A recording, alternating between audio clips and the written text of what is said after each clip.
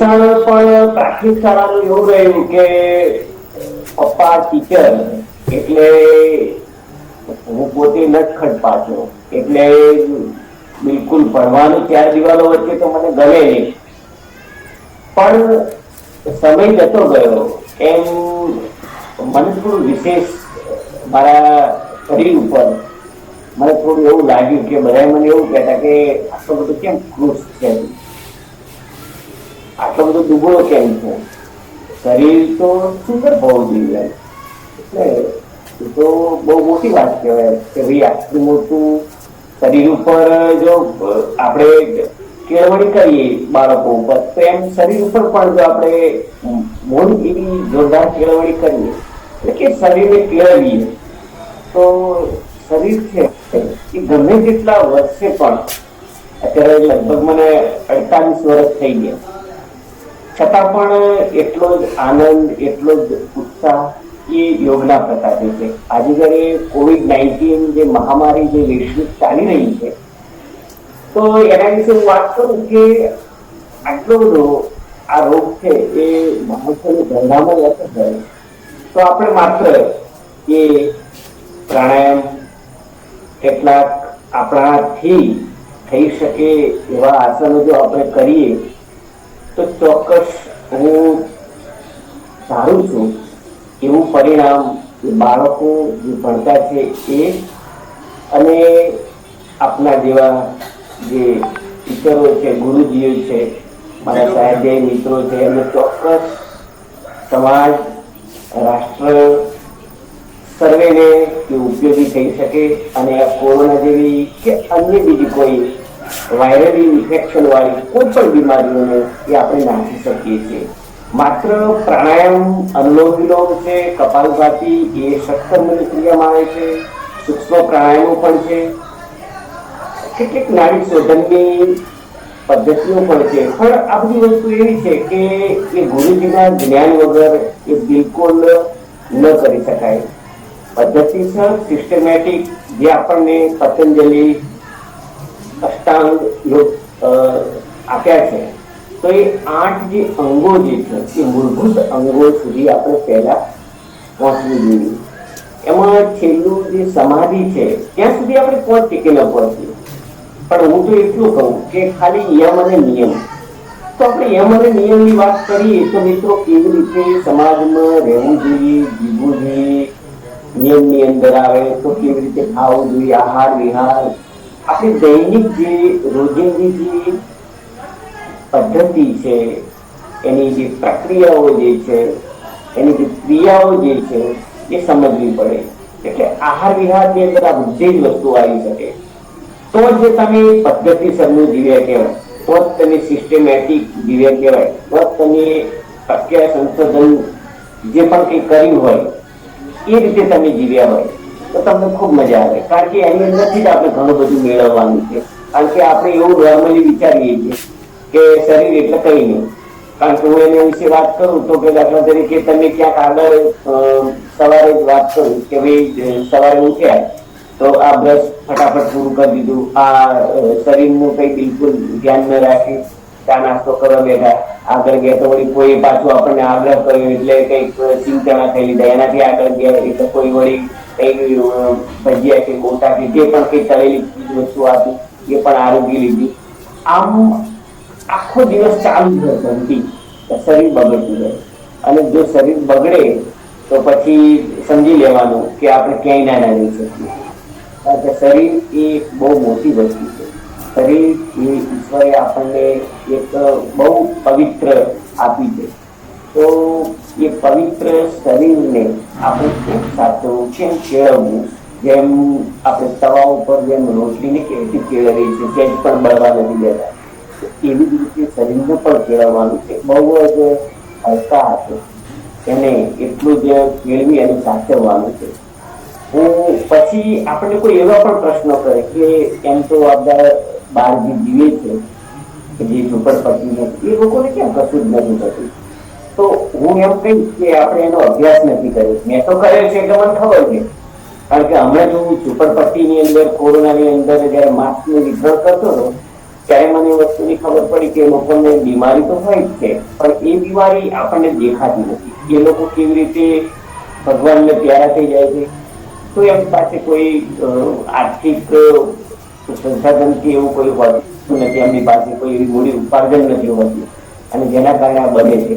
તો માત્ર આજના દિવસે ખાલી મારા સાહિત્ય મિત્ર જનકભાઈ ને હું ખાસ વિનંતી કરું છું કે આજે મારો મેસેજ સંદેશ મારો એ છે સર્વે મિત્રોને કે આપણે શિક્ષક રહ્યા, તો શિક્ષક એ કભી સાધારણ નહીં હોતા. એ ઉક્તિને હું ખાલી વાત કરું તો એટલું જ નહીં, ત્યાં સુધી નહીં, પણ એક સમાજ, એક રાષ્ટ્ર છે, આપણી પાસે આપણી પેઢી છે, તો એ બધાનું જ ધ્યાન રાખીને આખો પરિવાર પણ છે આપણી પાસે, બરાબર. તો એને લઈને આપણે ચાલવાનું છે, એને યોગનું એક સરસ માર્ગદર્શન આપવાનું છે. આપણે માત્ર ખાલી એટલું જ નહીં કે યોગ એટલે બસ ખાલી સવારે ઉભા થયા એટલે અનુલોમ વિલોમ કરી લીધો, કપાલભાતી કરી લીધી, પણ એમાં પણ ઘણું બધું છે કે અનુલોમ વિલોમ કેવી રીતે કરવું જોઈએ, કેવી રીતે કરાય, કેટલો સમય કરાય, કેવી રીતે કરીશું, કયો શ્વાસ ક્યાં રોકીશું, કેટલો સમય એનું પ્રમાણભૂત માપ છે,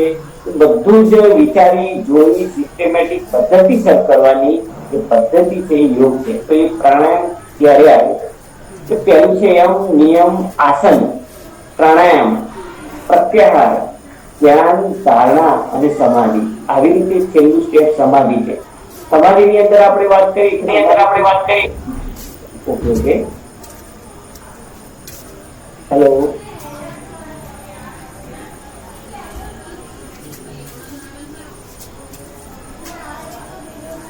હેલો ચાલુ રાખો સાહેબ, તમારું કોઈ સ્પીકર ભૂલથી ચાલુ થઈ ગયેલું છે. તો વસ્તુ એવી બને છે કે આપણે બધાએ એનો જે પહેલો જે નિયમ છે એના પહેલા 2 સ્ટેપ છે, મૂળભૂત મહત્વના સ્ટેપ છે યોગની અંદર. અને અષ્ટાંગ યોગી જેને આપણે કહી શકીએ એવા પતંજલિ ઋષિ ને આપણે માનીએ છીએ, એમને વંદન કરીએ છીએ કે આપણને આવું સરસ મજાનું યોગ વિજ્ઞાન આપ્યું છે, શરીરનું એક શાસ્ત્ર આપ્યું છે. તો એના થકી જ આપણે ઉજળા છીએ, કારણ કે શરીર પહેલું જ મારું તો એ સિદ્ધ છે કે શરીર સારું તો બધી જ વાતે આપણે સારા. શરીર જ સારું ન હોય, ખાલી સામાન્ય તમે કહો કે તમને ખાલી સહેજ ભૂલ થઈ હોય કે શરદી તાવ ઉધરસ થઈ હોય તો તમે એટલા બધા કન્જસ્ટેડ થઈ જાવ છો કે તમે તમારા જ કામની અંદર બહાર નીકળી જાવ છો, બરાબર. તો મેઇન વસ્તુ એ છે કે શરીર એ મહત્વની વસ્તુ છે, પછી બીજી બધી વસ્તુ આવે. એટલે સૌથી પહેલું કે પોતાનું સુખ છે જાતે નરવાની વાત છે અહીંયા, બરાબર. અને ખાસ બીજું એ કે આવી જયારે COVID-19 ની મહામારી ચાલતી હોય ત્યારે આપણે શું ધ્યાન રાખવું જોઈએ, તો એના વિશે હું તમને થોડું કહી દઉં કે ભાઈ અત્યારે ગળો જે છે અને નોર્મલી એ ખેતરો જે છે એના વૃક્ષો ઉપર એ ગળો એ ચડેલી હોય છે. અને ગળો છે એ આપણે જે ગિલોડીનો જે વેલો હોય છે, બરાબર, ટીંડોળા જેને આપણે કહીએ છીએ, એના જેવો જ એક વેલો આવે છે અને ગળોનો વેલો હોય છે. પણ ગળો છે એની પર જે ગાંઠો હોય છે એવી જ ગાંઠો ટીંડોળાના વેલા ઉપર હોય છે. તો ઓળખવામાં ભૂલ ન થાય એ ખાસ ધ્યાન રાખવું જોઈએ, કારણ કે ટીંડોળીનો વેલો અને ગળોનો વેલો એક જ જેવો હોય છે, બરાબર.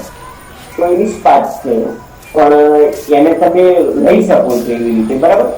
તો એ ગળો જે છે એનું જાડું જે વેલ જે છે એટલે કે એનું જે લીલી જે ડાકું જે છે એનું ઉપરનું કવર જે છે એને કાઢી નાખો, સફેદ કાચ છે ને બરાબર તમે શરીરની અંદર ગૂંથો અથવા કૂટી નાખો બરાબર. અને એને લગભગ હું માનું ત્યાં સુધી 50 થી પણ ઓછું સેન્ટીમીટર જેને કહી શકાય, સાવ ઓછું એકદમ, એટલું નાનું જે આપણે ટેબ્લેટ જેટલું ગણો ને એટલું લાકડું છે એ તમે મોઢામાં જો ચગડા જ કરો ને તો તમારા જે દાંતની અંદર જે લાળ જે છે એ ચાવવાથી લાકડામાં અને લાકડું ધીમે ધીમે ચવાય અને એની અંદરથી જે રસ જે છૂટો પડે છે અને લાળ સાથે ભળી અને રક્તમાં ભળે છે. એટલે રક્તમાં ભળે એટલે નવી પ્લેટ્સ શ્વેતકણો ઉત્પન્ન કરે છે. શ્વેતકણો ઉત્પન્ન થાય એટલે બહારના જે રોગો છે, વિષાણુજન્ય છે કે ગૌણ પણ રોગો છે, એ આવતા અટકે છે. કેમ? કારણ કે શ્વેતકણો એનું રક્ષણ કરે છે. એ ઢાલ જેવા છે. તલવારની જેમ ઢાલ હોય તો સામેનું જે શત્રુ છે એ શત્રુ એ આપણા મુકામમાં આવી શકે છે. બરાબર? તો એવી રીતે આપણે રક્ષણ મેળવી શકીએ છીએ શત્રુ સામે ઢાલથી. તો આ ઢાલ જેવું જે કામ કરે છે એ શ્વેતકણ કરે છે આપણા શરીરની અંદર. તો શરીરની અંદર પ્લેટ્સ નવી, કોષ નવા જન્મવા માટે આપણે એ ગળોનું સેવન કરીએ તો ચોક્કસ એની સામે આપણે આવા વિષાણુ વાયરસ જન્ય જે રોગો છે એની સામે આપણે લડી શકીએ. સાથે સાથે અમુક સ્ત્રીઓને હું વાત કરી દઉં કે ઘણી વખત આવી રીતે ગળો કે અન્ય કોઈ જડીબુટ્ટીઓ નાખી અને બજારું જે મળતા હોય છે એવા જેને કહી શકાય ઉકાળા, એ ઉકાળાનું સેવન કરતા હોય છે. પછી એ ઉકાળા કેવી પ્રકૃતિના માણસોએ લેવા જોઈએ એ ખાસ બહુ ધ્યાનમાં રાખવું જોઈએ. બધા ઉકાળા લઈ નથી શકતા. પછી કોરોના થયો છે તો આવું થયું છે તો ના લઈ શકે, પણ એવી રીતે નથી હોતું. એની અંદર કઈ જડીબુટ્ટી સામેલ કરવી, કેવી રીતે લેવી, એનું કેટલું પ્રમાણભૂત માપ, એ બધું જરૂરી છે. કારણ કે જો એવી રીતે આયુર્વેદિક ડોક્ટર પાસેનું જ્ઞાન મેળવી લેવું જોઈએ અને પછી એ સલાહ સૂચન મુજબ જ આપણે કરી શકીએ છીએ. નજીકની કોઈ આયુર્વેદિક હોસ્પિટલ હોય સરકારી કે અન્ય, તો એની પાસે માર્ગદર્શન મેળવી અને આપણે એનો ઉપચાર આપણે એ રોગનો નાખવા માટેનો આપણે કરી શકીએ છીએ. અહીંયા હું માત્ર ખાલી તમને એટલા માટે સજેસ્ટ કરું છું કે આવી કોવિડ-19ની જે મહામારી છે એ કોવિડ-19ની મહામારીને નાખવા માટે અત્યારે હાલ આપણે વાત કરીએ તો અનુલોમ વિલોમ એ આપણે કરી શકીએ છીએ. કપાલભાતી એ સખ્ત ક્રિયામાં આવે છે. એટલે કપાલભાતી તમે કરો એનો વાંધો નથી, પણ જો શરીરની અંદર વધુ ગરમી હોય એટલે કપાલભાતી જો વધારે કરવામાં આવે તો વધારે ગરમી ચડે છે, શરીર ગરમ થાય છે અને એસિડિટી કેવું હોય તો એ વધે છે થોડું. એટલે એ ખૂબ ખાસ ધ્યાન રાખવું. સાથે સાથે અનુલોમ વિલોમ છે એ જો લોંગ સમય કરવામાં આવે તો સૌથી પહેલા હું તમને ખાલી અહીંયા એક સ્ટેપ બતાવી દઉં. તો આ રીતે આંગળી રાખવાની છે અને એ જમણો હાથ છે મારો, જોઈ લો બરાબર. એ રીતે તમે જમણા નસકોરા ઉપર તમે મૂકો, બરાબર. તો આ રીતે મૂકી અને ધીમેથી આપણે શ્વાસ લઈશું. મોઢું બંધ રાખીશું, આંખો બંધ હશે અને ધીમેથી શ્વાસ લેતા જઈશું.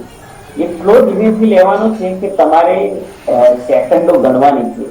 10 સેકન્ડ થી 20 સેકન્ડ સુધી તમે શ્વાસને પૂરક સાથે એટલે કે ભરી શકો છો. પૂરક એટલે ભરવો શ્વાસને. તો ધીમે ધીમે આપણે ડાબા નસકોરાથી ભરીશું. ધીમે ધીમે ધીમે ધીમે ભરવાનો અને કેટલો રોકવાનો. તો દાખલા તરીકે કોઈને હાઈ બીપી હોય, કોઈ મગજની બીમારી હોય, કોઈ બ્રેન ટ્યુમર હોય, કોઈને હાઈ બીપી હોય, લો બીપી હોય કે આવું કોઈ જો બીમારી હોય ને તો અનુલોમ વિલોમ કરો એનો વાંધો નથી, પણ શ્વાસને છે કે તમે આંતરકુંભક સાથે એટલે કે જેમ આપણે પાણી જે છે એ ઘડામાં ભરી અને કેવું અંદર મૂકી રાખીએ છીએ તો એવી રીતે આપણું આ જે શ્વાસરૂપી પાણી જે છે એને આપણે આપણા પેટની અંદર એ ભરવાનું છે. એટલે કે એને આંતરકુંભક કરી અને એને થોડો સમય ટકાવી રાખવાનો છે અને પછી શ્વાસ બહાર કાઢવાનો છે. તો એમાં ચોક્કસ તમારા જે ફેફસા જે છે એ ફેફસા એ વાયુ અંદરના જે છે એટલા મજબૂત થાય છે પ્રાણવાયુ કે પછી આવી બીમારી બહુ નોર્મલી, આ બીમારી નહીં પણ અન્ય પણ બીમારી તમારા શરીરની અંદર નથી આવી શકતી બિલકુલ. એટલે અનુલોમ વિલોમ છે એ આ રીતે આપણે જમણો હાથ લઈ આ રીતે મૂકીશું અને ધીમેથી શ્વાસ લઈશું ત્યારે આપણે મનની અંદર આપણે કાઉન્ટિંગ કરીશું અને 20 સેકન્ડથી 10 સેકન્ડથી માંડો. દાખલા તરીકે નોર્મલી 10 સેકન્ડથી 20 સેકન્ડ સુધી ધીમે ધીમે ધીમે ધીમે ધીમે ભરીશું અને કે હવે 20 સેકન્ડ થઈ ગઈ એટલે તરત જ આમ રીતે હાથ મૂકી દઈશું આવી બીજી આંગળી બાજુમાં અને પછી થોડી વાર સુધી આમ દબાવી રાખીશું, બરાબર. એટલે અંદરનો જે શ્વાસ આપણે ભર્યો છે એ બહાર ના આવવો જોઈએ. પછી એ કેટલો રોકવો, તો અહીંયા દાખલા તરીકે આ નસકોરે મેં 20 સેકન્ડ મારે થઈ તો આપણે 20 સેકન્ડ કે 40 સેકન્ડ સુધી તમે શ્વાસને રોકી રાખ્યો પણ પછી કાઢવા માટે તો અહીંયા 20 સેકન્ડ થઈ, ભરતી વખતે 20 સેકન્ડ થઈ તો કાઢતી વખતે 40 સેકન્ડ જ થવી જોઈએ, અને એ ઝડપથી તો નહીં, કારણ કે ઝડપથી કાઢશો તો એ રોંગ પદ્ધતિ છે. એટલે એકદમ ધીમી ગતિએથી શ્વાસને બહાર મૂકવાનો છે. તો આ અનુલોમ વિલોમની વાત થઈ. તો એક સાઈડમાં જયારે કાઢી એક સાઈડ લઈએ, એક સાઈડ કાઢી એક સાઈડમાં લઈએ, તો બંને વિરુદ્ધ દિશાની અંદર થાય પણ અનુલોમ વિલોમનું એક આવર્તન પૂરું થઈ જાય. આવા તમે 350 વાર તમે પ્રાણાયામ અનુલોમ વિલોમનો કરી શકો. એની પછી કપાલભાતીની આપણે વાત કરીએ તો કપાલભાતીમાં પણ એવું છે. કપાલભાતીની અંદર જો આપણે વધારે સ્ટોક પાડો તો પહેલી એની એકદમ ધીમી ગતિ છે, પછી મધ્યમ છે અને પછી ફાસ્ટ છે. એ પણ હું તમને અહીંયા બતાવી દઉં. તો આ રીતે આપણે આપણો જે અંગૂઠો છે એની બાજુની જે આંગળી છે એના રીતે બરાબર મૂકીશું, બરાબર.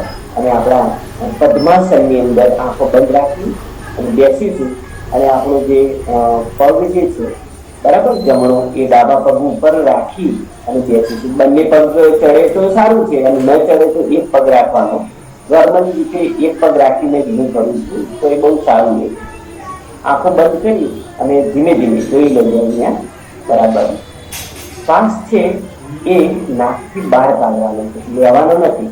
કારણ કે કપાલભાતીની આ એક પદ્ધતિ છે કે શ્વાસને બહાર મૂકવાનો છે, બરાબર. એ નાસાફૂટ દ્વારા બહાર મૂકવાનો છે. તો અહીંયા જોઈ લેજો, આંખો બંધ, સીધા બેસીશું, બહુ અક્કર પણ નહીં બેસીએ, ધીમેથી. તો આ પહેલું જે સ્ટેપ છે એ એકદમ ધીમું હોય, હળવું હોય, બરાબર. પછી મધ્યમ.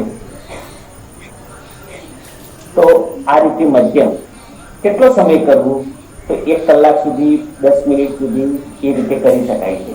પછી ઝડપથી. હવે આટલું ઝડપથી કરશો એટલે ગરમ શરીર થઈ જશે, શરીર એકદમ ગરમ થઈ જશે. જયારે આપણે એમ કહીએ છીએ કે શરૂઆતમાં આપણે પ્રાણાયામ કરી લઈએ તો અને પછી આપણે આસન કરીએ તો એ રોંગ વસ્તુ છે. શરૂઆતની અંદર આપણે હળવો વ્યાયામ કરીશું. દાખલા તરીકે કાંડાનું પરિભ્રમણ છે, બાળકોને પણ સ્કૂલમાં આપણે કાંડાનું પરિભ્રમણ કરાવીએ. ગરદન છે તો ગરદનનું પરિભ્રમણ કરાવીએ, એન્ટી ક્લોકવાઇઝ અને ક્લોકવાઇઝ, બરાબર. ત્યાર પછી નસકોરું છે એને પણ આપણે ગોળ ગોળ ક્લોકવાઇઝ, એન્ટી ક્લોકવાઇઝ. કાન જે છે, કમર છે, આ બાલ જે છે આપણા, બરાબર, આપણા પોપટા છે. પછી આ જે આપણા પાછળ અહીંયા જે આપણે આ શીર્ષસ્થ ગ્રંથિ અહીંયા આવેલી હોય છે, પિચ્યુટરી ગ્રંથિ, એ બહુ ઉપયોગી ગ્રંથિ છે આપણા શરીરની અંદર. બાળકોના વજનથી માંડી ઊંચાઈ સુધીનું પણ બધું જ એ શીર્ષસ્થ ગ્રંથિની અંદર એ રહેલું છે. તો એ બહુ ખાસ ધ્યાન રાખવું કે જ્યારે આપણું મગજ કેટલું બધું ઉપયોગી છે, જ્યારે આપણું મગજ જો આટલું બધું ઉપયોગ કામ કરતું હોય આખો દિવસ, તો આપણે એને કેટલું સાચવવું જોઈએ. તો ત્યારે આપણે શીર્ષાસન કરીશું. અને શીર્ષાસન છે એ તમને બધાને ખ્યાલ હશે કેવી રીતે કરાય. તો આપણું જે શીર્ષ છે એ નીચે ટેકવેલું હોય, હાથને હથેળી જે છે પંજાઓ એ નીચે અટકેલા હોય, અને પગ છે એ સીધા એકદમ સીધા હોવા જોઈએ, બરાબર. તો એ ખૂણામાં મળવા જોઈએ બરાબર. અને એ કેટલો સમય ટકાવો? તો દરેક આસન જે છે 3 મિનિટના હોય છે. પણ સ્પર્ધામાં જતા હોઈએ અમારા જેવા, એટલે 3 મિનિટની જગ્યાએ આસન 5 મિનિટનું પણ થઈ જાય. કારણ કે પ્રતિસ્પર્ધી એ બહુ જોરદાર હોય તો બાળકોના આનું પણ સાથે સાથે આપણે જ્ઞાન આપીશું ક્યારેક કોઈને કરાવવું હોય તો, બરાબર. તો એ પણ બહુ ખાસ ધ્યાન રાખવું જોઈએ. તો એ રીતે પણ આપણે દરેક આસનો જે છે એ આસનો 3 મિનિટના છે, બરાબર. અને જમ્યા પછી એ વજ્રાસન ખાસ કરો. જમ્યા પછી તમે જો વજ્રાસન કરશો તો હું માનું ત્યાં સુધી 10-15 મિનિટની અંદર ખોરાકનું પચવાનું જે છે એ ઝડપથી બનતું હોય છે. પણ જમતી વખતે જમી રહ્યા પછી તરત પાણી નહીં પીવાનું. જમી રહ્યા પહેલા પણ 1 કલાક સુધી પાણી નહીં, અને જમી રહ્યા પછી પણ, જમતા પણ નહીં, અને જમી રહ્યા પછી પણ 1 કલાક સુધી પાણી નહીં પીવાનું. 1 કલાકની તમે જો સમય આપશો તમારા શરીરને, તો પહેલા શરૂઆતમાં કેળવાશે નહીં શરીર તમારું, એનાથી ટેવાયેલું ના હોય એટલે એવું બને. પણ ધીમે ધીમે તમે એને જો કેળવતા જશો તો તમારું જે શરીર જે છે એટલું બધું જબરદસ્ત બની જશે કે તમને એમ થશે કે આવી બધી તાકાત ક્યાંથી આવી? હું આટલા વાગ્યા સુધી જાગું છું, તો સવારે વહેલો ઉઠી જાઉં છું, તો હજી મારામાં સ્ફૂર્તિ કેમ છે? તો યોગનો પ્રતાપ છે. તમે મને જોઈ શકો છો. હવે હું લગભગ 12 વાગ્યા સુધી હું પોતે છંદોબદ્ધ ગઝલ લખવા માટે બેસું છું. કારણ કે એમાં પણ હું સંકળાયેલો છું ગઝલ ક્રાંતિ ગ્રુપની અંદર, બરાબર. તો આ બધું કામ કેવી રીતે થાય? તો આ યોગ પ્રાણાયામનો પ્રતાપ છે. તો આ બધું આપણે સાથે સાથે કરી, બાળકોને પણ કરાવીએ, આપણે પણ પોતે કરીએ, પરિવારમાં પણ કોઈ એની સાથે જોડાય તો બહુ સારી વસ્તુ છે. અને હું કહું છું ત્યાં સુધી તમે ચોક્કસ, હું વચ્ચે વાત કરતો હતો એમાં એક બીજી વાત હતી કે ભાઈ સ્ત્રીઓની વાત કરતો હતો, એની ઉકાળાની એક વાત હતી, એ જરા હું કહી દઉં. તો બહેનોએ ઉકાળા જે છે એ ખરેખર ધ્યાનમાં રાખીને પીવા જોઈએ. કેમ? કારણ કે માસિક ધર્મની અંદર પણ ઘણી વખત એવું થાય છે કે મેનોપોઝમાં આવેલી બહેનો જે છે એ માસિક ધર્મમાં ઘણી વખત આવી જતી હોય છે, તો એ નુકસાન થાય છે મોટું શરીરનું. તો આ રીતે બધું બહુ જ ધ્યાન રાખવું પડે છે. એટલે ઉકાળા લેતી વખતે છે બહુ ધ્યાન રાખવું પડે મિત્રો. નહીતર એની અંદર બીજું પણ છે કે જુદા દ્વારે છે એ બ્લીડિંગ ચાલુ થઈ જાય છે, જેને આપણે અરસમસા કહીએ છીએ. એટલે એ પણ ખૂબ ધ્યાન રાખવું. ગળો જે છે એ ગળોનું સેવન કરી શકાય છે. એની માત્રાની અંદર તમે જે કરશો ટેબ્લેટ રોજી, તો એ પણ સારું છે. નિષ્પાત દાંતણો છે, વડનું દાંતણ છે, આંબળાનું દાંતણ છે, આંબાનું દાંતણ છે. તો આ બધા દાંતણો પણ તમે ધ્યાન રાખો કે અત્યારે જે ટૂથપેસ્ટ છે એ તમે સવારે બ્રશ કરો છો તો એ કેમિકલ છે. પણ હું એમ કહું કે જે આપણે કુદરતી જે સ્ત્રોતમાંથી મળે છે એવા દાંતણો, જે નિષ્પાત દાંતણો જે આપણે કરી શકીએ, બરાબર. તો એવા દાંતણો પણ આપણે કરી અને આપણા જે પેઢા છે, આપણું શરીર છે એ સુંદર બને છે, લાલિત્યમય બને છે, તેજોમય બને છે. તો એ કેવી રીતે બને છે કે અંદર એ ધીમે ધીમે એનો રસ જાય છે અને લાળ સાથે ભળી અને રક્ત સાથે ભળે છે. એ 7 રસો આપણા એના કે અસ્થિ, મેજ, મજા, શુક્ર, વિધિ, આ જે બધા આપણા જે રસો જે છે એની અંદર ભરવાની ક્રિયાઓ ચાલુ થાય છે અને ધીમે ધીમે ધીમે ધીમે આપણું શરીર છે સૌષ્ઠવ બતાવે છે, સુંદર બતાવે છે. તો એ શું છે? તો આપણે કુદરતી વસ્તુ. તો એ દાંતણોની મેં વાત કરી. તો સવારે એ પણ દૈનિક રોજે કરો તમે. ટૂથપેસ્ટ નો સહારો ના લો તમે. તો એ દાંતણો પણ છે ઋતુ આહાર દિનચર્યામાં આવે છે. કે દાખલા તરીકે જેઠ મહિનો આવે એટલે કે કેરી બેસવાનું થાય ત્યારે આપણે આંબાનું દાંતણ કરીશું, કે જે તમારા દમની અંદર પણ એ કામ આવે. પણ રોજ કરતા હોય તો એક દિવસ તમે કરો કે મને સારો ફાયદો ના થાય, પણ રોજ કરો તો જ ફાયદો થાય. એમ રોજ તમે યોગ કરો, પ્રાણાયામ કરો, એમ નિયમમાં રહો તમે, તો જ તમને ફાયદો થાય. જો તમે નિયમમાં શરૂઆતમાં ન આવો તો તમારે સામે આસનો નહીં થાય. જે શરીરને વાળવાનું છે એ વધશે નહીં. એમાં પ્રાણાયામ પણ તમે સિસ્ટમેટિક નહીં કરો તો અવળી અસર થશે. અને યોગ વિદ્યા તો એવું કર્યું છે ઋષિ મુનિએ કે યોગ વિદ્યા આમ છે સરસ, પણ જો એ ઊંધી કરવામાં આવે તો તમારો પણ નાશ કરે છે અને સામેના વાળાનો પણ નાશ કરે છે. એટલે બહુ સિસ્ટમેટિક પદ્ધતિસર ગુરુજીનું જ્ઞાન લઈ અને જ કરવું, બાકી કરવું નહીં.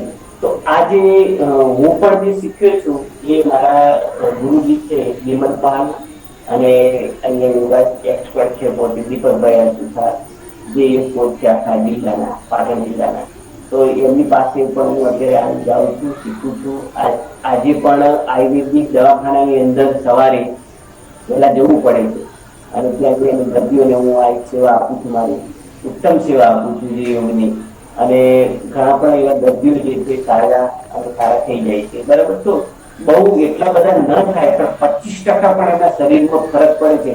તો જો પહેલેથી જો કરવામાં આવે કે જયારે તમને રોગ નથી અને જો તમે કરો તો રોગ આવતો અટકી જાય, બરાબર. તો પછી થઈ ગયા પછી સાહેબ દાખલા તરીકે મને ઘૂંટણ દુખાય છે તો હું આ આસન ના કરી શકું, પણ તમે એક વસ્તુ સમજો કે આપણને ગુમરું થયું છે અને એ જ ભાગ વાળવાનો હું તમને કહું તો નહીં વળે, તમને દુખશે, પીડા થશે. એટલે તમારું ધ્યાન એ બેધ્યાન થઈ જાય, એટલે તમે એ આસન નહીં કરી શકો અને એનો જે ફાયદો છે તમને નહીં મળે શરીર ઉપર. એટલે એનો પ્રભાવ, એની અસર એ ધારી નથી થતી, એટલે રોંગ થઈ જાય છે. એટલા માટે આસન કષ્ટ પ્રદાન હોય પણ એ સુખ પ્રદાન થવું જોઈએ અને ચિરકાળ સુધી, એટલે કે લાંબા કાળ સુધી એ થવું જોઈએ. એટલા માટે યોગ પ્રદીપિકામાં પણ આનું વર્ણન કરેલું છે. કારણ કે એમાં રાક્ષિક યોગ છે, કેટલાક અઠયોગ છે આવા, તો એનાથી પણ તમને ફાયદો થાય છે. પણ અઠયોગમાં એવું છે કે અઠયોગ એટલે શું? તો અઠયોગની અંદર એક એવું વિજ્ઞાન છે આપણે એનું કે હવે દાખલા તરીકે એની જે બસ્તી છે એટલે કે અંદર 17 બની ક્રિયાઓ જે છે એની સાથે સાથે ધોતી છે, ગૌલી છે, અગ્નિ. નમસ્કાર. માં સરસ્વતીના ઉપાસકોને મારા નમસ્કાર. હું ભારતી પટેલ, મારો પરિચય આપી દઉં. વડલી પ્રાથમિક શાળા, તાલુકો પાટણ, અને ગણિત વિજ્ઞાનના શિક્ષક તરીકે ફરજ બજાવું છું. આજનો મારો વિષય ગુજરાત મૂર્તિ સેવા નિયમો 2002, જેને આપણે GCSR તરીકે પણ ઓળખીએ છીએ. GCSR એટલે ગુજરાત સિવિલ સર્વિસીસ રૂલ્સ. એના પહેલા BCSR અમલમાં હતા. BCSR નું ફૂલ ફોર્મ થાય છે બોમ્બે સિવિલ સર્વિસીસ રૂલ્સ 1959. યાદ રાખજો મિત્રો, GCSR અને BCSR, ગુજરાત મુલકી સેવા નિયમો. એ અન્વયે આજે આપણે રજાના પ્રકાર જોવાના છીએ. આમ તો ઘણો લાંબો વિષય છે આ, પરંતુ આજે માત્ર આપણે રજાના પ્રકારો જ જોઈશું. ભારતના સંવિધાનના આર્ટિકલ, એક મિનિટ, જનકભાઈ જી બેન, પેલી પીપીટી પીપીટી શેર કરું છું બેન. બીજા કોઈ મિત્રના સ્પીકર ચાલુ હોય તો બંધ કરજો. અનિલભાઈ નું માઇક ચાલુ છે. એ ભૂલથી થઈ ગયેલું છે. હા, કરી દીધું હા, બેન. વાંધો નહીં. હા. ઓકે, પીપીટી શેર કરું છું. મળે એટલે યસ કહેજો ખાલી.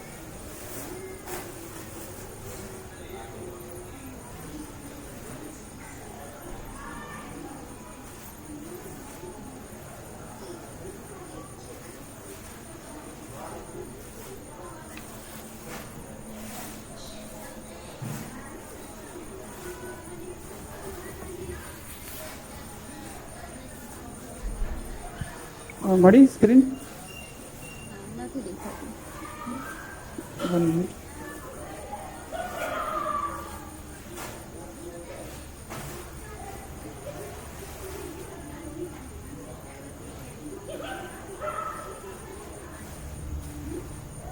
शेयरिंग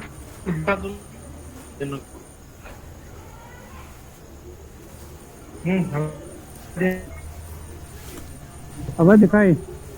હા, દેખાય છે. हाँ अड़ी મળ્યો છે.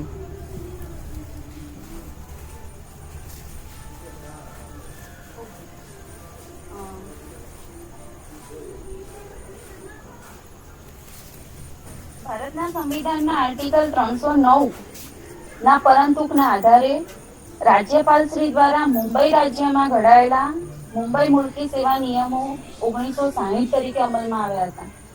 અહીંયા એક બાબત ધ્યાનમાં લેવા જેવી છે કે આર્ટિકલ કયું તો 309, અને આર્ટિકલ 309 ના પરંતુકના આધારે આ એક શબ્દ પરીક્ષામાં પૂછાતો હોય છે કે પરંતુકનો અર્થ શું થાય? તો પરંતુક એટલે ફકરો. આ નિયમોમાં સમયાંતરે થયેલા સુધારા તેમજ બદલાવને ધ્યાનમાં રાખીને નાણાં વિભાગ દ્વારા 15/11/2002 થી ગુજરાત મુલકી સેવા નિયમો 2002 પ્રસિદ્ધ કરવામાં આવેલા છે અને વિષયવાર 8 પુસ્તિકામાં પ્રસિદ્ધ થયેલા છે. આમાં આની જે સેવાની શરતો છે તે ગુજરાત સરકાર ઠરાવવા સક્ષમ હોય તેવા તમામ જગ્યાઓને આ લાગુ પડે છે.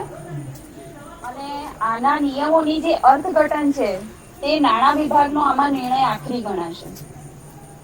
અને આમાં જો કોઈ છૂટછાટ લેવાની થાય કોઈ વિભાગને, તો એ પણ નાણાં વિભાગની પૂર્વ મંજૂરીથી જ કોઈ પણ વિભાગ આમાં છૂટછાટની સત્તા હોય છે.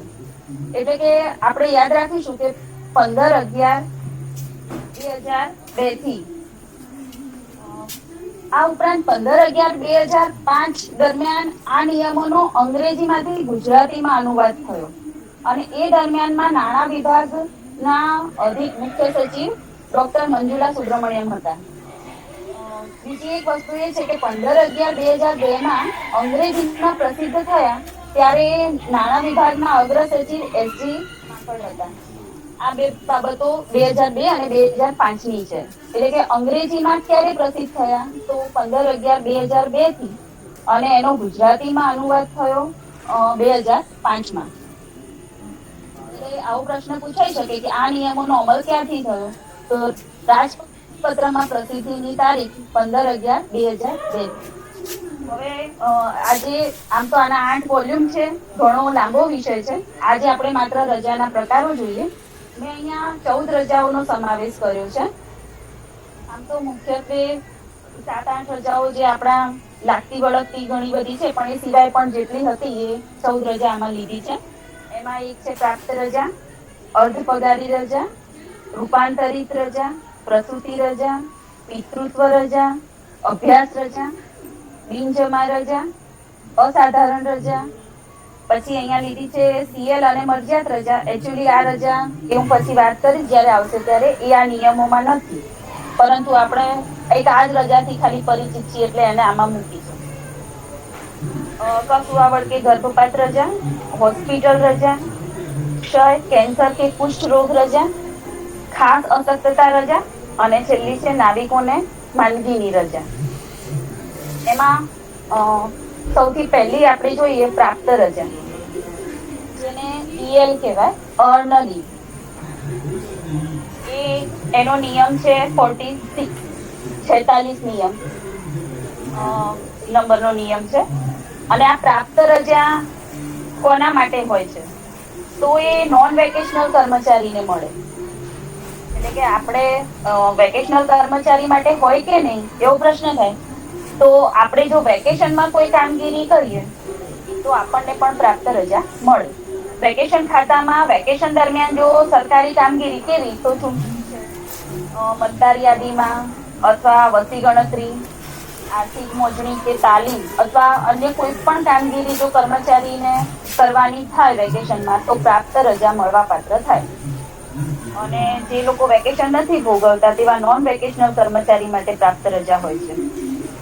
આ રજા દર વર્ષે 30, આખા વર્ષમાં 30 રજા, એટલે કે એક મહિનાની 2.5 રજા. પૂર્ણ માસ માટે આ શબ્દ ખાસ યાદ રાખવા જેવો છે કે એક પૂર્ણ માસ માટે 2.5 રજા. અને આ રજા એડવાન્સમાં જમા થાય છે જાન્યુઆરીથી જૂન અને જુલાઈથી ડિસેમ્બર. જાન્યુઆરીથી જૂનમાં 15 રજા જમા થઈ જાય, ત્યારબાદ જુલાઈમાં બીજી 15 રજા જુલાઈથી ડિસેમ્બરની જમા થાય, એડવાન્સમાં મળે. સમગ્ર નોકરી દરમિયાન આ 300 રજા ભેગી કરી શકાય. એટલે કે રિટાયર્ડ થઈએ ત્યારે 300 રજાનું આપણને એનો પગાર મળતો હોય છે. એલટીસી માટે 10 પ્રાપ્ત રજાનું રોકડમાં રૂપાંતર થાય. એલટીસી જ્યારે પણ આપણે ભોગવવાની થાય ત્યારે એમાં 10 પ્રાપ્ત રજાનું એક વખત આપણે દર 4 વર્ષે એક એલટીસી નો બ્લોક હોય એમાં 10 રજાનું રોકડમાં રૂપાંતર કરી શકે. અને વધુમાં વધુ એલટીસી માટે 60 રજાનું રૂપાંતર જે સમગ્ર નોકરી દરમિયાન કરાવી શકે. આમાંથી ઘણા બધા પ્રશ્નો નીકળે એવા છે જે પાછળથી હું ક્યારેક સમય મળશે એટલે પ્રશ્નોત્તરી બનાવીને મૂકી. ઓછામાં ઓછી 7, વધુમાં વધુ 120 રજા મંજૂર થાય. એટલે કે પ્રાપ્ત રજા જ્યારે ભોગવવી હોય તો ઓછામાં ઓછી 7 મૂકવી પડે અને વધુમાં વધુ 120 રજા મંજૂર થાય. એક કેલેન્ડર વર્ષમાં વધુમાં વધુ 3 વખત આ રજા લઈ શકાય. એક કેલેન્ડર વર્ષમાં વધુમાં વધુ 3 વખત આ રજા લઈ શકાય છે. અને પછી થોડી ઘણી છૂટછાટ કોઈ એવી અપવાદરૂપ કોઈ પરિસ્થિતિ ઊભી થતી હોય તો એમાં મળતી હોય છે. એટલે આ ખાસ આમાં આ પ્રાપ્ત રજામાં એક વસ્તુ યાદ રાખવા જેવી છે કે પૂર્ણ માસ માટે 2.5 રજા. તો માની લો કે કોઈ કર્મચારી છે, કોઈ એવો પ્રશ્ન પૂછાય પરીક્ષામાં કે કોઈ કર્મચારી છે અને 2 માર્ચ જોડાયો છે ફરજ પર, તો એને કેટલી રજા જમા થશે? આવો પ્રશ્ન પૂછાય છે. બીજી માર્ચે જોડાય છે તો એને પ્રાપ્ત રજા કેટલી જમા થાય? તો બીજી માર્ચ એટલે પૂર્ણ માસ થયો નહીં, એટલે માર્ચ મહિનો જતો રહ્યો. તો પછી કેટલા વધ્યા? એપ્રિલ, મે અને જૂન. તો એ 3 માસ પ્રમાણે 3 ગુણ્યા 2.5 કરીએ આપણે એટલે 7.5 આવે. પરંતુ સરકારના કોઈ દિવસ પૂર્ણાંક પ્રમાણે જ રજા આપે એટલે એને 8 રજા મળે. બરાબર છે? એટલે આ વસ્તુ ખાસ યાદ રાખીશું જો આ રીતે પ્રશ્ન પૂછાય તો. બીજા નંબરની રજા છે અર્ધ પગારી રજા. નિયમ 57. દરેક સરકારી કર્મચારીને દર વર્ષે આ 20 રજા મળે અને એ પણ એડવાન્સમાં જમા થાય. જાન્યુઆરીથી જૂન અને જુલાઈથી ડિસેમ્બર. એડવાન્સમાં 10 રજા જમા થશે. જાન્યુઆરીથી જૂનની 10 અને જુલાઈથી ડિસેમ્બરની 10. દરેક પૂર્ણ માસ માટે 5/3 રજા મળે છે. અર્ધ પગારી રજા 5/3. પ્રાપ્ત રજા કેટલી હતી? 2.5. એટલે 6 માસની 10 રજા થઈ જાય. બરાબર? 5/3 ગુણ્યા 6 કરીએ એટલે 10 રજા થાય. નોન વેકેશનલ માટે પ્રાપ્ત રજા વત્તા ખૂટતી અર્ધ પગારી રજા. આવું એક સૂત્ર, મતલબ આ એક સમજ માટે મેં બનાવ્યું છે. નોન વેકેશનલ કર્મચારી માટે જો પ્રાપ્ત રજા, આ એક ઉદાહરણ આપું કે નોન વેકેશનલ કોઈ કર્મચારી છે એને જો પ્રાપ્ત રજા 200 પડી હોય એના ખાતામાં, કારણ કે એની પાસે તો પ્રાપ્ત રજા ઘણી બધી હોય, એટલે એને જો માની લો 200 જ પડી હોય તો હવે 300 પૂરી કરવામાં એને કેટલી ખૂટી? 100. એને 300 પૂરી કરવામાં એને 100 ખૂટી અર્ધ પગારી. હવે અર્ધ પગારી 100 ઉમેરાય એટલે એનો મતલબ એને 50 રજાનો જ પગાર મળે. એટલે એની ટોટલ રજા કેટલી થઈ? 250. બરાબર? એટલે અંતમાં એને 250 રજાનો પગાર મળશે. ખ્યાલ આવ્યો? પ્રાપ્ત રજા જો 200 પડી હોય, હવે એને 100 ખૂટી 300 માટે, તો 100 અર્ધ પગારી ઉમેરાઈ જાય 300 કરવા. પણ અર્ધ પગારી 100 એટલે 50 પૂરી રજા, એટલે 250 જ રજાનો એને પગાર મળે. જ્યારે વેકેશનલ કર્મચારી માટે આપણને એક આ ફાયદો છે આ બાબતમાં કે વેકેશનમાં કરેલ કામ માટે જો પ્રાપ્ત રજા પડી છે, કોઈ કામ કર્યું હોય એની પાસે માની લો 50 રજા એની પાસે ઓછી હોય વેકેશનમાં, તો એની પાસે 50 પ્રાપ્ત રજા પડી હોય તો હવે એને કેટલી ખૂટી? તો 250 દિવસ ઘટ્યા 300 પૂરી કરવા માટે. 50 હતી તો 250 ઘટ્યા, તો એને કેટલી ઉમેરાશે? તો એને 500 ઉમેરાશે. 500 અર્ધ પગારી ઉમેરાય અને 300 દિવસનો પગાર મળે છે. આ અર્ધ પગારી રજાના નિયમ થયા. ત્રીજી રજા છે રૂપાંતરિત રજા. એ નિયમ 58 પ્રમાણે છે. રૂપાંતરિત રજા. રૂપાંતરિત રજા જેને આપણે મેડિકલ રજા પણ કહીએ છીએ. રૂપાંતરિત રજાની મંજૂરી એ તબીબી પ્રમાણપત્રથી મળે છે. તો ગુજરાત રાજ્ય તબીબી સારવારના નિયમો 24/8/2015 ઠરાવથી પ્રસિદ્ધ થયા છે અને એના અનુસંધાને આ રજા મળવાપાત્ર થાય છે. માની લો 10 દિવસ કે તેથી ઓછી રજા લેવાની થાય તો રજિસ્ટર મેડિકલ પ્રેક્ટિશનરનું પ્રમાણપત્ર જોઈશે. 10 દિવસ કે તેથી ઓછી રજા લેવાની થાય તો, 10 કે તેથી વધુ પણ 30 દિવસ સુધીની રજા લેવાની થાય છે તો રજિસ્ટર મેડિકલ પ્રેક્ટિશનરે પ્રમાણપત્ર આપ્યું હોય ત્યાં સરકારી હોસ્પિટલ અથવા સરકારી હોસ્પિટલ સમકક્ષ હોસ્પિટલના અધિકૃત ચિકિત્સકની સામી સહી એટલે કે કાઉન્ટર સહી મેળવવાની રહેશે. આ નિયમ છે જો 30 દિવસ સુધીની રજા જોઈતી હોય તો. 30 દિવસ કરતા વધુ રજાઓ લેવાની થાય તો ફક્ત સરકારી હોસ્પિટલના મુખ્ય જિલ્લા તબીબી અધિકારી સહ સિવિલ સર્જન, નિવાસી તબીબી અધિકારી કે અધિક્ષકની પ્રતિસહી મેળવવાની રહેશે. એટલે કે આ રજા માત્ર ને માત્ર માંદગીના કિસ્સામાં જ મળે. આ યાદ રાખવા જેવું છે. રૂપાંતરિત રજા ક્યારે મળે? તો માંદગીના કિસ્સામાં મળે છે.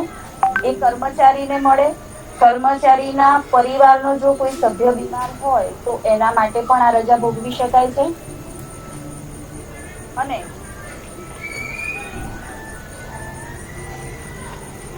પોતાની બીમારી માટે જો કર્મચારી રજા પર જાય ત્યારે એને પોતે અનફિટ છે એવું પ્રમાણપત્ર ફરજ પર ત્યારે એને એવું પ્રમાણપત્ર આપવું પડે, અને પછી જયારે ફરજ પર પાછા આવે ત્યારે ફિટ છે એવું પ્રમાણપત્ર, એમ 2 વખત એને પ્રમાણપત્ર આપવું પડે. અને જો પરિવારના સભ્ય માટે એને આ રજા જોઈતી હોય તો એને માત્ર એક જ વખત અનફિટ છે એવું પ્રમાણપત્ર આપવાનું થાય છે. એટલે આ એક બાબત યાદ રાખવા જેવી છે. પોતાની માંદગી માટે એને નમૂના 3 માં તબીબી પ્રમાણપત્ર રજૂ કરવું પડે. નમૂના 3 માં.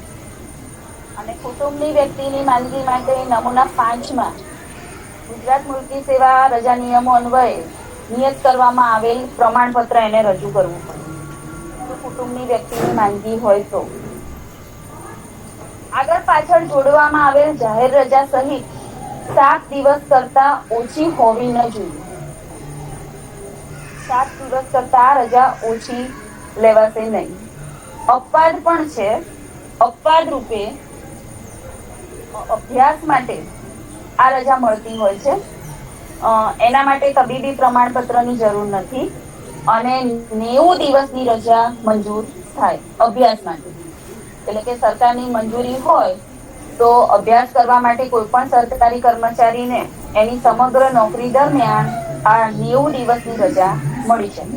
અને બીજો અપવાદ પણ છે કે પ્રસૂતિની જે રજા 180 હોય છે એની સાથે હજુ પણ બીજી રજાની જરૂરિયાત છે, તો જો કર્મચારીના ખાતામાં 120 અર્ધ પગારી રજા જમા હોય તો તે બીજી 60 દિવસની, એટલે કે એની પ્રસૂતિ રજાની સાથે 60 દિવસની રૂપાંતરિત રજા ભોગવી શકે. પરંતુ એ ક્યારે? જો એના ખાતામાં 120 અર્ધ પગારી રજા જમા હોય તો. એટલે આ 2 અપવાદ છે રૂપાંતરિત રજામાં. આમ તો માંદગીના કિસ્સામાં જ આ રજા મળે છે, એ સિવાય નથી મળતી. પોતાની માંદગી હોય કે કુટુંબના સભ્યની માંદગી હોય તો જ મળે. પરંતુ જો અભ્યાસ માટે જરૂર હોય તો 90 દિવસની, અને પ્રસૂતિની રજા સાથે હજુ બીજી રજાની જરૂર પડે તો 60 દિવસની રૂપાંતરિત રજા ભોગવી શકાય. આ થઈ રૂપાંતરિત રજા. હવે નંબર 4 છે પ્રસૂતિ રજા. એ નિયમ 69. રજા પર ઉતર્યા તારીખથી 180 દિવસની રજા મળે. આ પહેલા 135 દિવસની હતી અને 180 દિવસની અત્યારે હાલમાં એ રજા મળે છે. પ્રસૂતિ રજા કર્મચારીના રજાના ખાતામાં ઉધારવામાં આવતી નથી. જરૂર પડે ત્યારે આ રજા વાપરી દેવાની હોય છે. 1 વર્ષ કરતા જો ઓછી નોકરી હોય, 1 વર્ષની નોકરી નથી થઈ અને માની લો પ્રસૂતિ રજા પર ઉતરવાનું થાય તો કપાત પગારે, તો એને પગાર મળતો નથી. રજા મળશે પણ પગાર નહીં મળે. 1 વર્ષ કરતા વધુ નોકરી છે પરંતુ 2 વર્ષ કરતા ઓછી છે. 1 વર્ષ કરતા વધુ પરંતુ 2 વર્ષ કરતા જો ઓછી નોકરી છે તો અડધા પગારે એને આ રજા મળશે. અને જો 2 કે તેથી વધુ વર્ષની નોકરી થઈ હોય તો રજા પર જતા પહેલા તુરંત જે પગાર મળતો હોય તેની બરોબર પગાર મળશે. એટલે કે એ દરમિયાનમાં એનો જે પગાર ચાલુ હોય તે પ્રમાણે એને પગાર ચાલુ રહેશે અને 180 દિવસની રજા મળશે.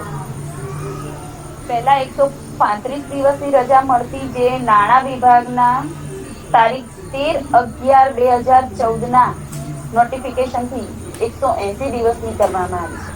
એટલે કે 2014 થી આ રજા 180 કરવામાં આવી છે.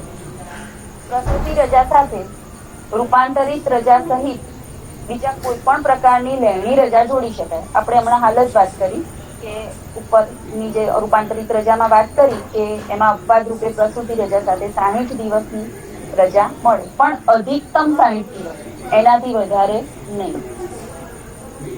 આ ઉપરાંત બાળક દત્તક અંગીકરણ રજા, એટલે કે નાણાં વિભાગ 20/11/6 ના નોટિફિકેશનથી 2 કરતા જો ઓછા બાળકો જીવિત હોય અને 1 વર્ષથી ઓછી ઉંમરનું જો બાળક દત્તક લે તો 180 દિવસની રજા મળે. 2 કરતા ઓછા એટલે કે એક જ બાળક હોય અને બીજું દત્તક લે છે, અને એ દત્તક લીધેલું બાળક 1 વર્ષથી ઓછી ઉંમરનું છે તો 180 દિવસની રજા મળશે. અથવા તો પછી એક પણ બાળક નથી અને દત્તક લે છે તો પણ 180 દિવસની રજા મળશે. પરંતુ જો 2 બાળકો જીવિત હોય તો ત્રીજા બાળક માટે કોઈ પણ રીતે આ રજાની જોગવાઈ નથી. આ રજા સાથે પણ રૂપાંતરિત રજા 60 દિવસની જોડી શકાય. જો પહેલી પ્રસૂતિમાં ટ્વિન્સ બાળક હોય, જોડિયા બાળક, એટલે 2 બાળક જીવિત થયા, તો બીજી પ્રસૂતિમાં આ રજા ના મળે. એટલે આનો એક જ વસ્તુ, એક નિયમ યાદ રાખી લેવાનો કે 2 બાળક જો જીવિત હોય તો પછી આ રજા મળતી નથી. એટલે કે એક જ વખત ભલે પ્રસૂતિ થઈ, પરંતુ જો જોડિયા બાળક છે તો બીજી પ્રસૂતિમાં રજા મળશે નહીં. પિતૃત્વ રજા નિયમ 70. 2 કે તેથી, આમાં પણ એ જ નિયમ, 2 કે તેથી વધુ જીવિત બાળક હોય તો આ રજા મળવા પાત્ર નથી. એટલે કે પહેલા બાળક માટે અને બીજા બાળક વખતે પિતૃત્વ રજા મળશે, પરંતુ પછી ત્રીજી વખતે આ રજા મળતી નથી. આ રજા 15 દિવસની મળે છે, પુરુષ કર્મચારીને મળે છે અને પ્રસૂતિના 15 દિવસ અગાઉથી શરૂ થઈને પ્રસૂતિના 6 માસ સુધીની મર્યાદામાં મળવા પાત્ર થશે. 15 દિવસ અગાઉથી, એટલે કે એપ્રોક્સિમેટલી કોઈ ડેટ ડોક્ટરે આપી હોય તો એના 15 દિવસ અગાઉથી પ્રમાણપત્રના આધારે રજા મૂકી શકાય. ત્યારબાદ 6 માસ સુધીની મર્યાદામાં 6 માસ સુધીમાં આ રજા ભોગવી લેવાની હોય છે. આ રજા કોઈ પણ સંજોગોમાં નકારવામાં આવશે નહીં. આ નિયમમાં લખેલું છે. ઘણી વાર એવો પ્રશ્ન પૂછાય કે એવી કઈ રજા છે જે નકારી શકાતી નથી, તો પિતૃત્વ રજા. બરાબર છે. પ્રસૂતિ રજા 180 દિવસની, પિતૃત્વ રજા 15 દિવસ. હવે અભ્યાસ રજા નિયમ 77 થી 94 માં અભ્યાસ રજાના નિયમો લખેલા છે બધા. 77 થી 94.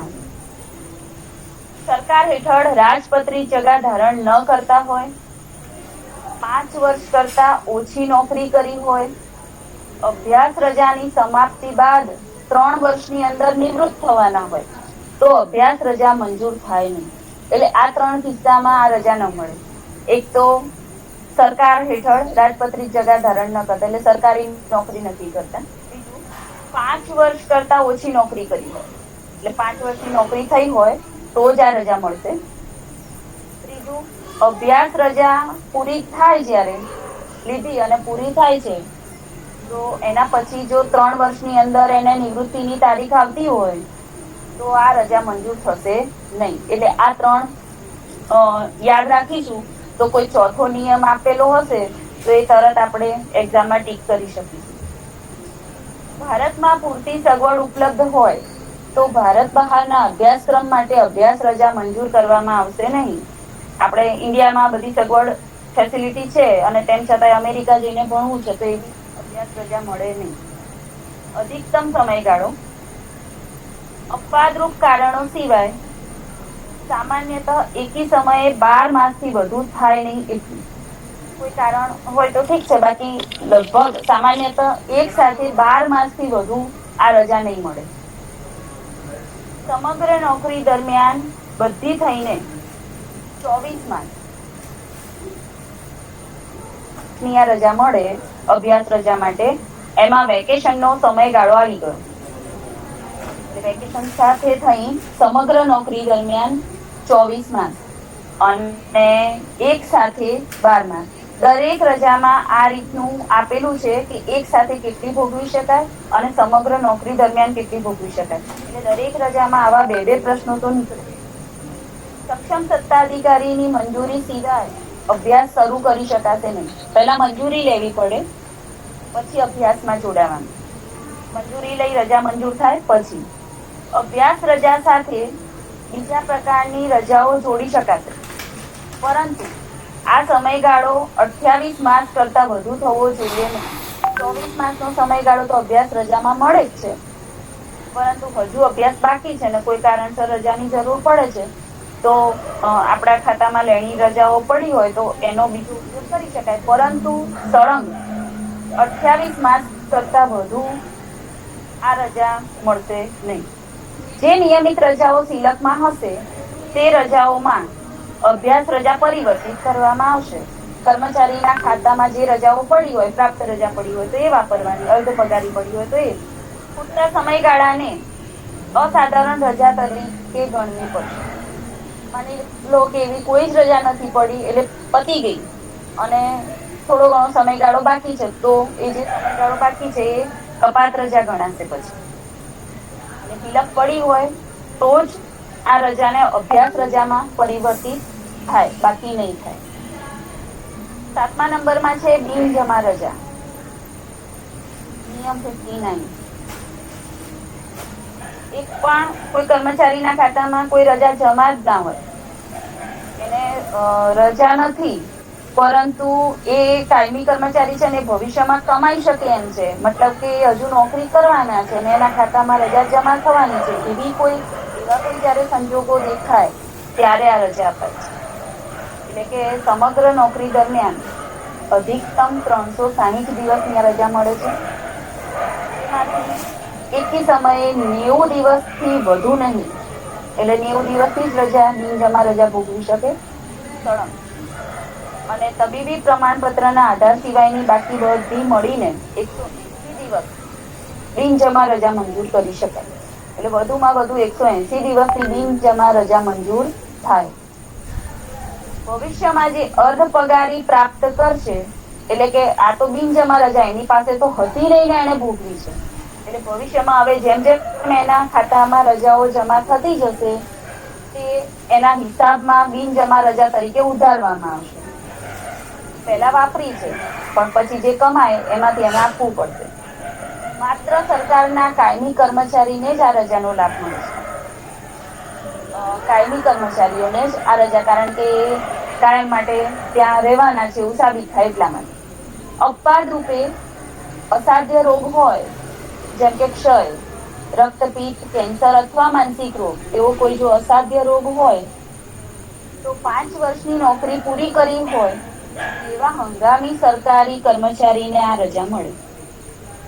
એટલે કે અપવાદ રૂપે જો કોઈ અસાધ્ય રોગ થયો હોય તો હંગામી કર્મચારીને મળશે, પરંતુ એના માટે પણ એક શરત છે કે એને 5 વર્ષની નોકરી પૂરી કરેલી હોવી. અને કેવા પ્રકારના રોગો? તો અસાધ્ય રોગો હશે. એટલે બિનજમા રજા મતલબ કે છે નહીં અને વાપરવાની છે. તો એટલા માટે જ આ ખાસ કરીને કાયમી કર્મચારી માટે જ આ રજાનો લાભ છે. એના પછી છે 8 નંબરમાં અસાધારણ રજા, અને એ છે નિયમ 60. અસાધારણ રજાને આપણે કપાત પગારી રજા તરીકે ઓળખીએ છીએ, LWP.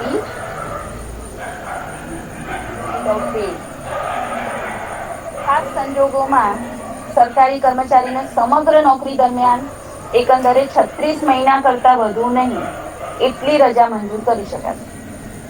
36 માસની આ રજા મંજૂર થાય કપાત પગારની. 36 માસ એટલે 3 વર્ષ. ફરજ મોકૂફીની જો સમયાવધિ હોય તો એ દરમિયાનમાં 9 માસથી વધુ નહીં. કેન્સરની બીમારીની જો સારવાર માટે કપાત રજા જોઈતી હોય તો 12 માસથી વધુ નહીં. અને ક્ષય રોગ જેવી બીમારીની સારવાર માટે જો કપાત રજા જોઈતી હોય તો 15 માસ. એવા આ નિયમ છે.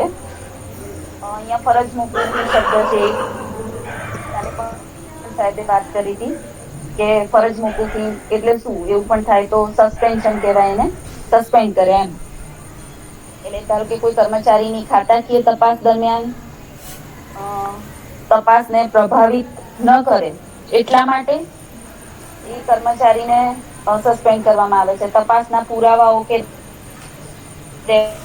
રેકોર્ડ સાથે છેડછાડ ના કરે, અથવા તો ફરિયાદી કે સાક્ષીને ડરાવી કે ધમકાવે નહીં, એ માટે અમુક સમયગાળા માટે એ કર્મચારીને એના ફરજ ઉપરથી દૂર કરવામાં આવે છે, જેને ફરજ મોકૂફી કહેવાય.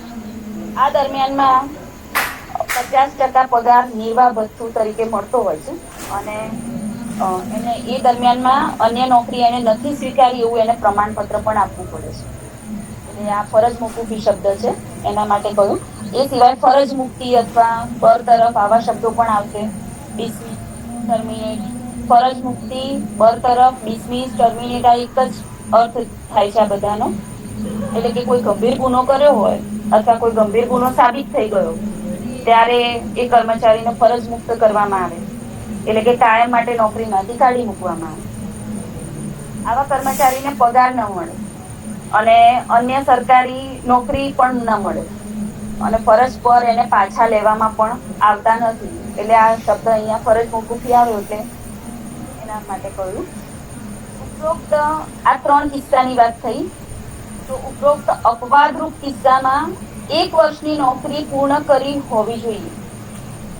આ 3 કિસ્સામાં જો એને 1 વર્ષની નોકરી પૂરી કરી હશે તો જ એને આ કપાત પગારી રજા, અસાધારણ રજા મંજૂર થશે. રજા વિનાની ગેરહાજરીનો સમયગાળો એટલે કે આપણે પરમિશન નથી લીધી પહેલા આચાર્ય પાસે, માની લો આપણે શિક્ષક છીએ અને આચાર્ય પાસેથી પરમિશન લીધા વગર ગેરહાજર રહીએ છીએ, તો એ સમયગાળામાં જો કોઈ પશ્ચાતવર્તી અસર થાય, એટલે કે એ સમયગાળા દરમિયાન આપણે ઘેર છીએ અને ત્યાં કંઈક બન્યું, તો સક્ષમ સત્તાધિકારી એ દિવસની રજાને અસાધારણ રજામાં પરિવર્તિત કરી શકશે, કપાત પગાર કરી શકે 1 દિવસનો. એટલા માટે જ આપણે રજા રિપોર્ટ. થોડુંક જોરથી બોલો ને, અવાજ બહુ ધીમો આવે છે. અવાજ ઓછો આવે છે? ઓકે, હા. રજા વિનાની ગેરહાજરીનો જે સમયગાળો છે એ સક્ષમ સત્તાધિકારી પશ્ચાતવર્તી અસરથી અસાધારણ રજામાં પરિવર્તિત કરી શકશે. એટલે કે આપણે રજા વગર ગેરહાજર રહેવાનું થાય તો એ દરમિયાનમાં જો કંઈ પણ બને છે તો અસાધારણ રજા, એટલે કે આપણા જે અધિકારી સક્ષમ સત્તાધિકારી એટલે કે આચાર્ય એને કપાત પગારી રજા કરી શકે. 3 વર્ષ સુધી કપાત પગારી થાય તો પેન્શન કે ગ્રેજ્યુટી પર અસર ન થાય. 3 વર્ષ સુધી, કારણ કે 3 વર્ષ સુધી તો કહ્યું છે કે મળી શકે એટલા માટે, પરંતુ એનાથી વધારે જો કપાત પગારી હોય તો પછી પેન્શન કે ગ્રેજ્યુટીને પણ અસર થાય છે. એટલે કે કેટલાક પહેલા અમુક વધારે પડતી કપાત પગારી મૂકે તો પછી જે કરારીય સમય છે એ લંબાય, અજમાયશ સમય જેને કઈ ઈજાફો પણ લંબાય, એટલે આ બધી અસર પાછળથી થતી હોય છે. એ સિવાય પછી 9 નંબરમાં છે CL, એટલે કે આપણે જેને કેઝ્યુઅલ લીવ કહીએ છીએ અથવા એને પ્રાસંગિક રજા પણ કહેવાય અને મરજિયાત રજા. હવે આ જે રજા છે એ આ રજાના નિયમોમાં સામેલ નથી, બરાબર છે, એને આમાં સમાવેશ કરવામાં આવેલો નથી, એટલે એ નિયમ એને બનાવેલો નથી. હવે આ CL વિશે જ આપણે તો જાણતા હતા. આમ તો રજા પણ આના પણ અમુક નિયમો છે એ જોઈ લઈએ. તો રજા હક તરીકે ન માંગી શકે, કે CL મારી બહાર છે તો મને મળવી જ જોઈએ એવું નહીં, એ આચાર્ય મંજૂર કરે તો જ આપણે ભોગવી શકીએ. રજા નકારવાનો હક સત્તાધિકારીને છે. એ નિયમ 10 તેમાં લખેલું છે કે કોઈ પણ રજા હોય એને હક તરીકે માંગી શકાતી નથી. CL અગાઉથી મંજૂર કરાવવાની રહે. પહેલા રિપોર્ટ આપણે આપીએ છીએ એટલા માટે એને અગાઉથી મંજૂર કરાવવી પડે. રજાના રિપોર્ટ વિનાની ગેરહાજરી કપાત પગારી રજા પણ ગણાઈ શકે. રજાના રિપોર્ટ વિનાની ગેરહાજરી આપણે હમણાં જ કહ્યું કે જો કોઈ બનાવ બને તો સક્ષમ સત્તાધિકારી એને કપાત પગારી રજા ગણશે. એટલે કોઈ પણ રજાને હક તરીકે એટલે જ આપણે માંગી શકતા નથી. એ આપણી રજા મંજૂર કરવી કે ન કરવી એ સત્તાધિકારીના હાથમાં છે. સતત 7 દિવસની CL મુખ્ય શિક્ષક મંજૂર કરી શકે.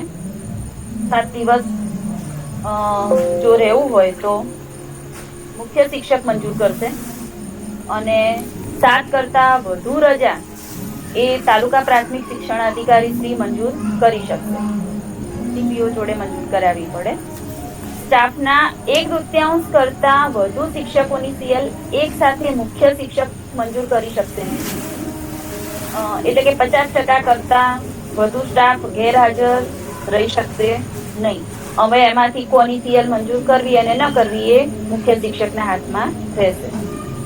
આના માટે પણ ઘણા બધા નિયમો છે આમાં, કે કોની રજા મંજૂર કેવી રીતે કરવી એની સૂઝબૂછથી એ નિયમો ખાસા લાંબા છે, પછી પાછળથી ક્યારેક લઈશું. મરજિયાત રજા તો સરકારી કામની અગત્યતા જોઈને સત્તાધિકારી આ રજા મંજૂર કરશે અને મરજિયાત રજાની યાદી એક આવી જાય છે આપણા પાસે અને એમાંથી કોઈ પણ 2 રજા ભોગવી શકે, વર્ષમાં 2 રજા. એટલે આ મરજિયાત રજાની વાત છે. હવે 10 નંબરની રજા છે સસુવાવડ કે ગર્ભપાત રજા. નિયમ 71. મહિલા સરકારી કર્મચારીને એક જ બાળક હોય અથવા બાળક ન હોય અને અરજીના સમર્થનમાં જો તબીબી પ્રમાણપત્ર સામેલ કર્યું હોય તો તેને ગર્ભપાત એટલે કે એમટીપી. એમટીપી નું ફૂલ ફોર્મ થાય મેડિકલ ટર્મિનેશન ઓફ પ્રેગ્નન્સી ના કિસ્સામાં 7 કામકાજના દિવસો કરતા વધુ નહીં તેટલી આ પ્રસૂતિ રજા મંજૂર કરી શકાશે. એટલે કે આ સસુવાવડ રજા છે એ 7 દિવસ કરતા વધુ નહીં મળે અને એના માટે તબીબી પ્રમાણપત્ર જોઈશે. અને બીજી પણ એક શરત છે કે એક જ બાળક હોય અથવા તો બાળક ન હોય ત્યારે આ રજા મળે. એમટીપી ના કિસ્સામાં, ગર્ભપાતના કિસ્સામાં પ્રસૂતિ રજા 5 વર્ષમાં ફક્ત એક જ વાર મંજૂર કરી શકાશે. 5 વર્ષમાં ફક્ત એક જ વાર મંજૂર કરી શકાય. 2 બાળકો સુધી સમગ્ર નોકરી દરમિયાન ગર્ભપાત કે કસુવાવડના કિસ્સામાં 45 દિવસ કરતા વધુ નહીં તેટલી પ્રસૂતિ રજા મળવા પાત્ર. સમગ્ર નોકરી દરમિયાન કેટલી રજા મળે તો 45 દિવસ કરતા વધુ નહીં તેટલી રજા મળે, પરંતુ એ 2 બાળક સુધી, એના પછી નહીં. હોસ્પિટલ રજા આવે 11 નંબર. નિયમ 74. વર્ગ 4 ના કર્મચારીઓને, આ રજા વર્ગ 4 ના કર્મચારીઓને મળે છે. એમાં કોનો સમાવેશ થાય તો તેમાં હેડ કોન્સ્ટેબલના દરજ્જાથી ઉચ્ચ દરજ્જાના ન હોય, એટલે એનાથી ઊંચો દરજ્જો ન હોય એટલે વર્ગ 4 માં હેડ કોન્સ્ટેબલ આવે છે તેવા તાલીમીઓ સહિતના પોલીસ અધિકારી. એ ઉપરાંત કારકુની મહેકમ સિવાયના નશાબંધી અને આબકારી ખાતાના સરકારી કર્મચારીઓ. કારકુની મહેકમ સિવાયના એટલા માટે કહ્યું છે કારણ કે એ વર્ગ 3 માં આવતા હશે એટલા માટે. અને જંગલ ખાતાના કારકુનો સિવાયના સબઓર્ડિનેટ કર્મચારીઓને, એટલે કે આ જેટલા વર્ગ 4 ના છે તે બધાને હોસ્પિટલ રજા મળે. આ કેટલી રજા મળે તો 90 દિવસની આ રજા મળવા પાત્ર છે.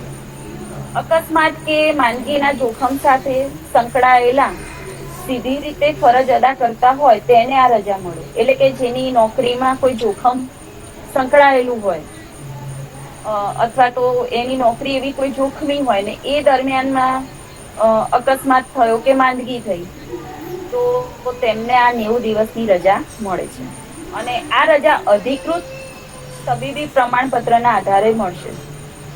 અન્ય પ્રકારની રજા સાથે જોડી શકાશે, પરંતુ એનો કુલ સમયગાળો 28 માસથી વધુ થવો જોઈએ નહીં. એટલે કે હોસ્પિટલ રજા છે એને એની સાથે બીજી રજા જોડી શકાય, પરંતુ 28 માસથી વધુ નહીં. એ સિવાય 12 નંબરની રજા છે ક્ષય, કેન્સર, કુષ્ઠ રોગ રજા. એનો નિયમ છે 76 નંબરના નિયમમાં આપેલી છે, જે તમામ ખાતાના કર્મચારીઓને મળે.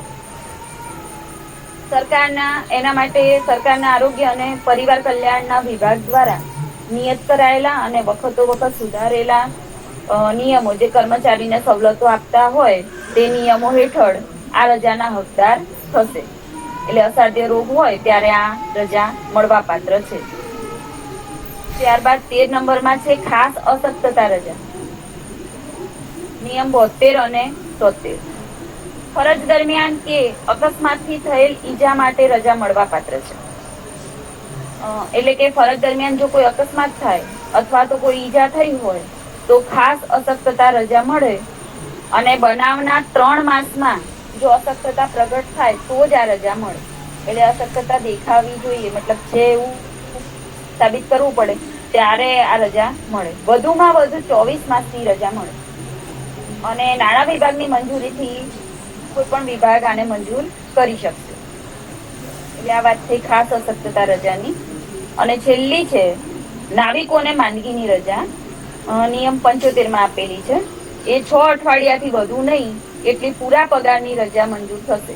નાવિકો માટે છે આ. અશક્તતાના કેસમાં 3 માસની પૂરા પગારની રજા મંજૂર થઈ શકે. આ માત્ર 2 નિયમ નાવિકો માટે છે. હવે આ 14 મે રજાના પ્રકાર આની અંદર સામેલ કર્યા છે. કોઈ રહી જતા હોય તો કોઈ પણ મિત્ર જાણતા હોય તો આપ જણાવી શકો. કોઈ ભૂલ હોય, કંઈ સુધારવા જેવું હોય તો પણ આપ કહી શકો છો.